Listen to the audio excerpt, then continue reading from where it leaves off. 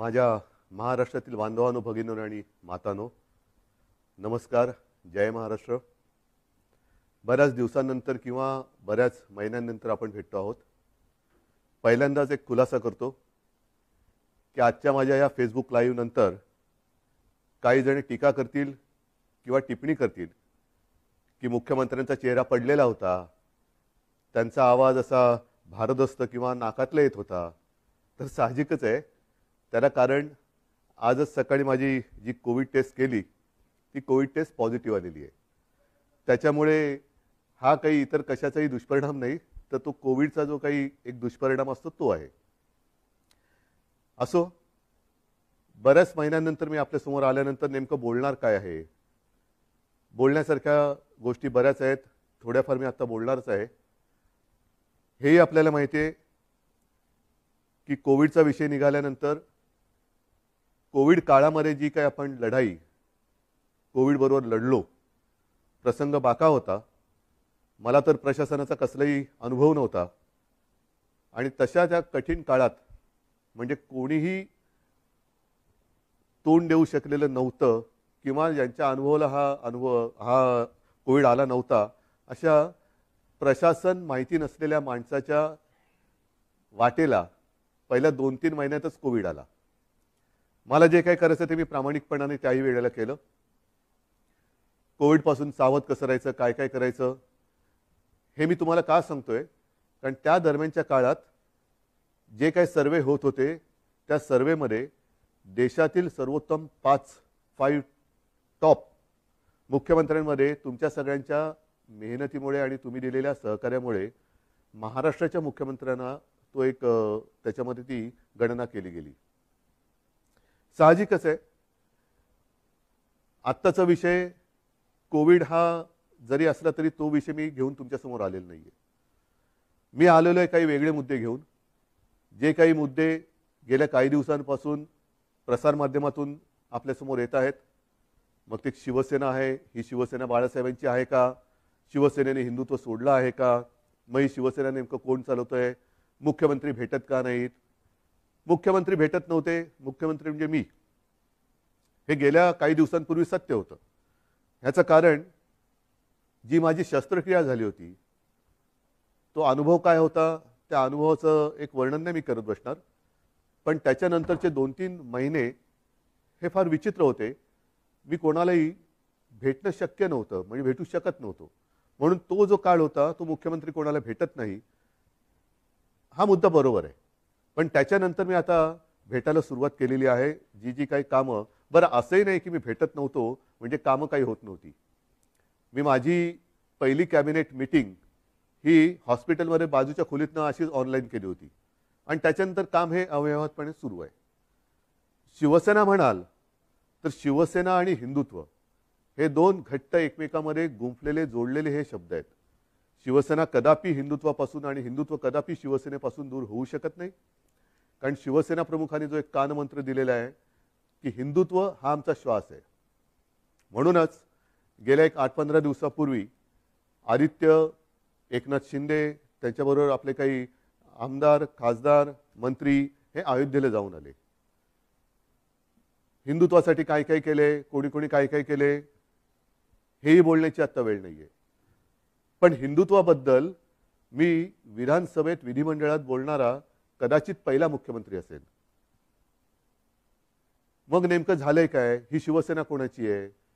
काही जण असा आरोप करतायत की किंवा असं भासवण्याचा प्रयत्न करतायत की आता काय बाळासाहेबांची शिवसेना राहिली नाही. ठीक आहे ना, बाळासाहेबांची शिवसेना आणि आत्ताच्या शिवसेनेत फरक काय नेमका? असं काय मी नेमकं केलेलं आहे की शिवसेना ही बाळासाहेबांच्या विचारापासून दूर जात चाललेली आहे? त्यावेळेला जे विचार होते तेच आपण पुढे नेत आहोत. बरं, त्याच्यानंतर म्हणजे आपल्यातून बाळासाहेब 2012 साली गेले. 2014 साली आपण एकाकी लढलो होतो. तेव्हाही आपण हिंदूच होतो, आत्ताही हिंदूच आहोत, उद्याही हिंदूच राहणार आहोत. मुद्दा, विचार हा तोच राहणार आहे, तोच असणार आहे. पण 2014 साली सुद्धा जी लढलेली शिवसेना होती आणि जिने एकट्याच्या ताकदीवरती प्रतिकूल परिस्थितीत 63 आमदार निवडून आणले आणि ते 63 आमदार आल्यानंतर त्यातले काही नंतर जे मंत्री झाले ती सुद्धा शिवसेना बाळासाहेबांच्या नंतरची शिवसेना होती. आणि त्याच्यानंतरची आत्तापर्यंतची वाटचाल म्हणजे मग मी आता गेली 2.5 वर्ष मी स्वतः मुख्यमंत्री आहे. माझ्यासोबत पहिल्या आणि आत्ताच्या मंत्रिमंडळातले जे काही सहकारी आहेत ते सुद्धा त्याच बाळासाहेबांच्या शिवसेनेतले सहकारी आहेत. म्हणजेच काय की पहिल्या प्रथम शिवसेना हिंदुत्व, शिवसेना कोणाची, शिवसेनेने हिंदुत्व सोडले का, शिवसेना बाळासाहेबांची राहिली नाही का, मग आम्हाला ती बाळासाहेबांची शिवसेना पाहिजे. मग मधल्या काळामध्ये जे काय सगळं मिळालं ते बाळासाहेबांनंतरच्या शिवसेनेने दिलं, हे मी म्हणेन कृपा करून लक्षात ठेवा. मग आता मुद्दा काय आहे की सध्या राज्यामध्ये काय चाललेलं आहे. आपल्याला सर्वांना कल्पना आहे की शिवसेनेचे काही आमदार गायब, अमुक गायब, तमुक गायब, गेले कुठे. पहिले सुरतला गेले, त्याच्यानंतर आता म्हणतात गुवाहाटीला गेले. आता त्यातल्या काही आमदारांचे आपल्याला फोन येत आहेत, आम्हाला इकडे आणलं गेले, आम्हाला परत यायचंय. आपल्यामध्ये इथे असलेल्या आमदारांना काही फोन येत आहेत. मला त्याच्यामध्ये जायचंच नाहीये. हे जे माझं मनोगत आहे ती मी अवघ्या 5 मिनिटात संपवणार आहे. आणि ते एवढ्यासाठी की काल परवा जी आपली एक निवडणूक झाली विधान परिषदेची, त्या विधान परिषदेच्या निवडणुकीच्या आदल्या दिवशी हॉटेलमध्ये सगळे आपले आमदार होते. मी तिकडे गेलो आणि म्हटली काय परिस्थिती, ही कोणती लोकशाही, ज्यांना आपण आपलं मानतो, शिवसैनिक मरवर मरतात, राबतात, निवडून देतात. जनता सुद्धा शिवसेनेच्या विचारावरती विश्वास ठेवून त्यांना निवडून देते. आणि आपली माणसं ह्यांना सुद्धा आपल्याला एकत्र ठेवावं लागतात का. अरे हा कुठे गेला बघा, तो कुठे गेला बघा, मग मध्येच कोणतरी गायब होतो, कुठे गेला होता, नाही मी जरा बाथरूमला गेलो होतो. म्हणजे बाथरूमला गेला तरी संशय. म्हणजे बाथरूमला म्हणजे असं म्हणतात की शंका ठीक आहे, पण लघुशंकेला गेला तरी शंका. ही कुठली लोकशाही, ही अशी लोकशाही काय मला आवडणारी आणि पटणार नाही. आणि मला वाटतं बाळासाहेबांनाही पटत नव्हतं आणि आपल्यालाही पटणार नाहीये. मला एक मुद्दा काय सांगायचा आहे की मला कशाचाही अनुभव नसताना जे काय घडलं, मी इच्छेपेक्षा जिद्दीने करणारा माणूस आहे. इच्छा असो वा नसो, पण एकदा जबाबदारी अंगावर आली तर ती जबाबदारी मी पूर्ण जिद्दीने पार पाडण्याचा प्रयत्न करतो. आणि त्याच जिद्दीने मी शिवसेना प्रमुखांना दिलेलं वचन पूर्ण करणारच हा निश्चय मनाशी बाळगून रणांगणात उतरलो. त्यावेळेला मी आपल्यासमोर आलो होतो, आज सुद्धा समोर आलेलो आहे. कोणताही अनुभव नव्हता. आपल्याला तेव्हा नाईलाज झाला, वेगळा मार्ग पत्करावा लागला. काँग्रेस आणि राष्ट्रवादी हे गेले 25-30 वर्ष आपण त्यांच्या विरोधात, ते आपल्या विरोधामध्ये हे लढत आलेलो आहोत. मग त्याच्यानंतर हे जे काय घडलं हे सर्वांना माहिती आहे की काँग्रेस आणि राष्ट्रवादीने, विशेषतः पवार साहेबांनी, ती बैठक आमची तिन्ही पक्षाची झाली. त्या बैठकीमध्ये सगळं ठरलं. आणि ते ठरल्यानंतर मला त्यांनी सांगितलं की उद्धव जरा 1 मिनिट बोलायचं आहे. म्हटलं काय बोलायचं, आता ठरलं सगळं, नाही 1 मिनिट. आणि बाजूला खोलीत गेल्यानंतर त्यांनी सांगितलं की उद्धव हे सगळं ठीक आहे, पण जबाबदारी तुम्हाला घ्यावी लागेल. म्हटलं का, तर तसं नाही म्हणे, आमच्याकडे पण ज्येष्ठ लोक आहेत, काँग्रेसकडे पण ज्येष्ठ लोक आहेत, आणि शिवसेनेकडनं जर तुम्ही नसाल तर ते पुढे चालणं हे कठीण आहे. म्हटलं पवार साहेब काय मस्करी करता का. मी आत्तापर्यंत महापालिकेत सुद्धा महापौर जिंकल्यानंतर अभिनंदन करायला जातो. म्हणजे साधा महापालिकेत न गेलेला माणूस मुख्यमंत्री कसा होणार. ते नाही नाही तुम्हाला हे करावं लागेल. ठीक आहे, जिद्द केली, जिद्द. मग पवार साहेबांनी, सोनिया गांधींनी विश्वास टाकला माझ्यावरती. सोनियाजी सुद्धा मध्ये कधीतरी आपुलकीने फोन करत असतात, विचारत असतात. एक गोष्ट लक्षात घ्या की कोणताही अनुभव नसलेला माणूस इकडे बसवणं, त्याच्या मागे नुसता स्वार्थ हा विचार नाहीये. पण एक राजकारण म्हटल्यानंतर राजकारण कुठेही कसंही वळण घेऊ शकतं, पण त्या वळणाला सुद्धा अर्थ पाहिजे. उगाच काही रडकुंडीचा घाट जो म्हणतो ना, तिकडनं पोलादपूरपासून आपल्या ह्याला महाडपासून वरती महाबळेश्वरला जाताना रडकुंडीचा घाट, जो वळण वळण वळण वळण म्हणजे गाडी चालवता चालवता गाडीचा चालक हा रडकुंडीला येतो. तसं हे वळणदार राजकारण कोणाच्याच उपयोगाचं नाहीये. आजपर्यंत ह्या सगळ्यांनी मला खूप सहकार्य केलेलं आहे. प्रशासनाने तर कमाल केलेली आहे. प्रशासनाने तर मला सांभाळत काय योग्य काय अयोग्य हे सुद्धा सांगण्याचा प्रयत्न केलेला आहे. आज मी नेमकं काय बोलणार आहे, मला दुःख कशाचं झालेलं आहे, आश्चर्य कशाचं वाटलेलं आहे, धक्का कशाचा बसलेला आहे की काँग्रेस आणि राष्ट्रवादी म्हणाली की आम्हाला मुख्यमंत्रीपदी उद्धव ठाकरे नकोत. तो त्यांचा विचार आहे. दोन्ही पक्ष स्वतंत्र आहेत. ठीक आहे, सत्तेच्या तडजोडीसाठी आपण एकत्र आलो होतो असं जे काही इतर जण म्हणतायत, त्यांच्याप्रमाणे सत्तेच्या साठी आपण एकत्र आलो होतो. पण आज सुद्धा सकाळी कमलनाथजींनी मला फोन केला होता. कालच सकाळी शरद पवारजींनी फोन केला. मला म्हणाले उद्धव आम्ही तुमच्या सोबत आहोत. हा त्यांच्या भरोश्याचा विषय. पण त्यांनी भरोसा माझ्यावरती ठेवल्यानंतर माझ्याच लोकांना जर मी मुख्यमंत्रीपदी नको असेल तर काय करायचं, हा मोलाचा प्रश्न आहे. माझीच लोक म्हणत असतील की ते ठीक आहे त्यांना हवे असतील पण आम्हाला तुम्ही नको.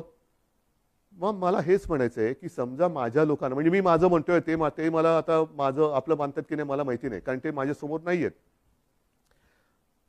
तर तुम्ही इथे येऊन बोलायला काय हरकत होती? सुरतला जाऊन बोलण्यापेक्षा आणखीन कुठेतरी जाऊन बोलण्यापेक्षा सरळ समोर यायचं आणि सांगायचं की उद्धवजी तुम्ही कारभार करायला नालायक आहात. हे कोविडच्या काळातले टॉप 5 वगैरे सोडून द्या. आम्हाला तुम्ही मुख्यमंत्रीपदी नको. ठीक आहे चला मी उठतो. आणि आज सुद्धा मी तुम्हाला सांगतो जर त्याच्यापैकी एकाही आमदाराने समोर येऊन मला सांगितलं किंवा जर त्यांनी स्टेटमेंट दिलं की उद्धव ठाकरे मुख्यमंत्री पदावरती नकोत तर मी आत्ता मुख्यमंत्री पदाचा राजीनामा द्यायला तयार आहे. आणि ह्याच्यावरती विश्वास नसेल तर आज आपली फेसबुक लाईव्ह झाल्यानंतर आज संध्याकाळपासून मी माझा मुक्काम वर्षावरनं मातोश्रीला हलवत आहे. मला कोणताही मोह नाही. मी ओढून ताणून खुर्चीला चिकटून बसणारा नाही. मी शिवसेना प्रमुखांचा पुत्र आहे. कोणताही मोह मला खेचू शकत नाही, अडवू शकत नाही, थांबवू शकत नाही. पण हे माझ्या समोर येऊन बोला. उगाच काहीतरी शिवसेनेशी आम्ही गद्दारी करणार नाही पण ही शिवसेना आहे आमची शिवसेना. कशाला तुम्ही हे करताय? या सगळ्या करण्यावरनं नुकसान कोणाचं होतं आहे? एक जी गोष्ट आपण लहानपणापासून ऐकत आलेलो आहोत कुऱ्हाडीचा दांडा गोतास काळ, तीच परिस्थिती ही आहे. ती काही जणांना ही म्हण माहिती आहे पण त्या म्हणीमागची गोष्ट नाही माहिती आहे. ती गोष्ट अशी आहे की एकदा एका जंगलामध्ये एक लाकूड तोड्या झाड तोडत होता म्हणजे त्याच्या कुऱ्हाडीचे घावच घालत होता. सगळे पक्षी त्याच्यावरती राहणारे हे कासावीस झाले की आपला आसरा असलेले हे झाड आता तुटणार, कोलमडून पडणार.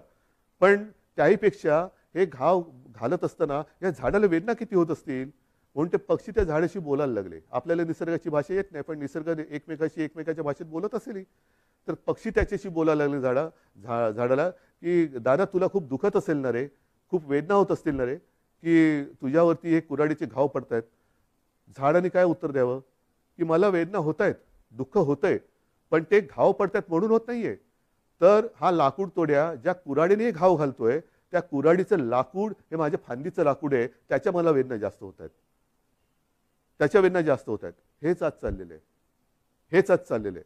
कुऱ्हाडीचा दांडा हा आपला जे गोतास काळ म्हणजे आपली जी राजकारणातली जन्मदात्री आहे शिवसेना आहे तिच्यावरती तिचंच लाकूड वापरून घाव कोणी घालू नका. या समोर बसा, मी देतो राजीनामा. चला मी तुमच्या हातामध्ये आज मी माझ्या राजीनाम्याचं पत्र तयार करून ठेवतो आहे. जे आमदार गायब आहेत किंवा त्याने गायब केलेलं आहे त्यांनी यावं आणि माझ्या राजीनाम्याचं पत्र घेऊन राजभवनमध्ये जावं. मी का नाही जात? कारण मला कोविड झालंय. त्यातून राज्यपाल महोदय म्हणाले की उद्धवजी को खुद को आने दो, चलो मैं भी आने के लिए तैयार हूं. मी यायला तयार आहे. म्हणून मी पुन्हा एकदा सांगतोय की ही कुठेही आगतिकपणा नाही, हा कुठेही अगदी लाचारीचा प्रसंग नाही किंवा मजबुरी तर अजिबात नाहीये. कारण आजपर्यंत अशी अनेक आव्हानं बिनसत्तेची आपण पेललेत. हे काय मोठं आव्हान आहे? काय होईल जास्तीत जास्त? परत लढू.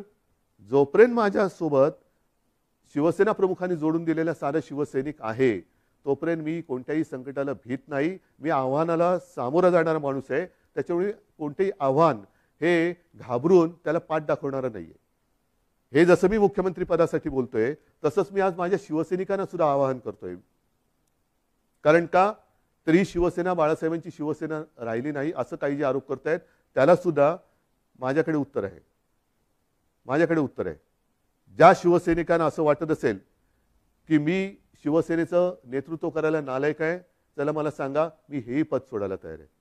मी शिवसेना पक्षप्रमुख पद पण सोडायला तयार आहे. पण हे सांगणारा विरोधक नाही. नाहीतर असे फडतूस लोक खूप आहेत. त्यांच्या सांगण्यावरनं किंवा त्यांच्या त्या काय ते ट्रेंडिंग ट्रोलिंग ट्विटर ह्याच्यासाठी मी काय त्यांना मी बांधलेलं नाहीये. मी माझ्या शिवसैनिकाला बांधलेलं आहे. आणि शिवसैनिक सुद्धा या भानगडीत पडणारा नाहीये कारण तो फेस टू फेस संकटाला सामोरं जाणारा शिवसैनिक आहे. म्हणून त्यांनी सांगावं मी दोन्ही पदं सोडायला तयार आहे. पण मी मुख्यमंत्रीपद सोडल्यानंतर जर शिवसेनेचा मुख्यमंत्री होत असेल मला आनंदाने मान्य आहे. पण त्याही पलीकडे जाऊन केवळ मी मुख्यमंत्री नको दुसरा कोणी असला तरी चालेल पण शिवसेनेचा म्हणजे उद्धव ठाकरे मुख्यमंत्री नको दुसरा कोणी चालेल चला तेही मला मान्य आहे. पण एकदा मला समोर येऊन सांगा. हे इकडून तिकडून नाही आमचं तुमच्याबद्दल काहीच म्हणणं नाहीये. पण तसं नसेल तर जोपर्यंत मी खुर्ची अडवून ठेवले तोपर्यंत काय होणार? काहीच होणार नाही. म्हणून एकदा ठरवूया. तुम्ही या किंवा तिकडनं फोन करा आणि सांगा की तुमचं आम्ही फेसबुक लाईव्ह पाहिलं, चॅनलच्या माध्यमातून पाहिलं, फेसबुकच्या माध्यमातून पाहिलं. आम्हाला तिकडे यायला संकोच वाटतो, पण तुम्ही म्हणालात त्याच्याप्रमाणे तुम्ही आम्हाला नकोत. हे स्पष्ट सांगा. मी या क्षणाला मुख्यमंत्रीपद सोडायला तयार आहे. या क्षणाला मी मुख्यमंत्रीपद सोडायला तयार आहे. आणि म्हणून बांधवांनो आणि भगिनीनो एकच सांगेन, शेवटी ही पदं येत असतात, पदं जात असतात. आयुष्याची कमाई काय? पदं नसतात. पदावरती बसल्यानंतर जे तुम्ही काही काम करता त्याच्यानंतर जनतेची प्रतिक्रिया काय असते ही आयुष्याची कमाई असते. आणि या 2.5 वर्षामध्ये जे प्रेम तुम्ही मला दिलं, कुठे झाली हो आपली भेट? पण ह्याच माध्यमातून मी तुमच्याशी बोलत आलो. आणि अनेक जणांनी मला सांगितलं की उद्धवजी, तुम्ही बोलताना आमच्या कुटुंबातला एक माणूस आमच्याशी बोलतोय असं वाटतं. हे भाग्य मला नाही वाटत ह्याच्यापेक्षा आणखीन काय असू शकेल. ज्यांची ओळख पाळख नाही, दूर कुठेतरी राहतात, अगदी मुंबईत राहिले तरी भेटीचा कधी योग येईल असाही भाग नाहीये. पण या माध्यमातून जेव्हा मी तुमच्याशी बोलतोय तेव्हा तुम्ही आमच्या कुटुंबातले वाटतात. हीच तर आयुष्याची कमाई आहे. आणि ही आयुष्याची कमाई माझ्यासाठी तरी भरपूर आहे. मुख्यमंत्रीपद हे तेव्हा अनपेक्षितपणाने आलं. आत्ता सुद्धा मी यायला चिकटून बसत नाहीये. जर तुम्ही सांगाल मी आत्ता त्याच्यावरनं पाय उतार तयार आहे. आणि हे माझं नाटक नाही, अजिबात नाटक नाही. कारण नाहीतर म्हणतील की काय हे असं करायचंच होतं. नाही, मला काय म्हणायचं आहे की तुम्ही संख्या किती कोणाकडे आहे हा गौण आहे विषय माझ्याकडे.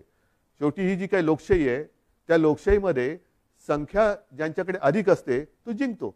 मग ती तुम्ही संख्या कशी जमवता? प्रेमाने जमवता, जोर जबरदस्तीने का धमक्या दटवण्या देऊन जमवता?